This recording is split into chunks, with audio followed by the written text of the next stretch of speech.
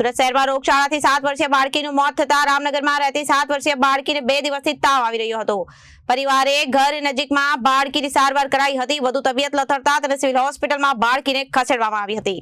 સુરત શહેરમાં રોગચાળાથી 7 વર્ષીય બાળકીનું મોત નીપજ્યું છે। રામનગરમાં રહેતી 7 વર્ષીય બાળકીને 2 દિવસથી તાવ આવી રહ્યો હતો। પરિવારે ઘર નજીકમાં બાળકીની સારવાર કરાઈ હતી અને તેની વધુ તબિયત લથડતા તેને સિવિલ હોસ્પિટલમાં બાળકીને ખસેડવામાં આવી હતી।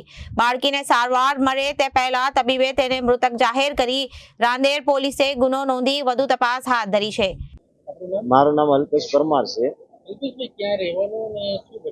અડાજનમાં રહી છીએ તો ત્યાં એ બેન એનું કામગીરી આંકે છે। એને 2 છોકરી છે, 1 છોકરો છે અને એમ રીતે મજૂરી કરી એનું ઘર આંકે છે। અમે બાજુમાં રહેતા હતા એટલે અમને ખબર પડી કે 2 દિવસથી છોકરી બીમાર છે વધારે, એટલે અમે સવારના વહેલા 4 વાગે ઉલટી થઈ આવી જમી કરી ઉઠી છે એટલે 4 વાગે ઉલટી થઈ એટલે પછી અમે અહીં દવાખાના લઈએ સિવિલ હોસ્પિટલમાં સારવાર માટે।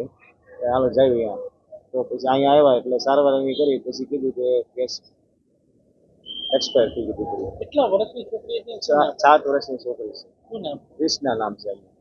ત્યાં આજુબાજુ કોઈ દવાખાનામાં બતાવેલું? બાજુમાં દવાખાના એની રીતે એ લોકો બતાવ્યું છે અને બતાવ્યા હતા અમને ખબર હોય તેમ બધું ગયા હતા તમે દવાખાને ગયા છે। 2 દિવસ। Bureau report Janadesh news.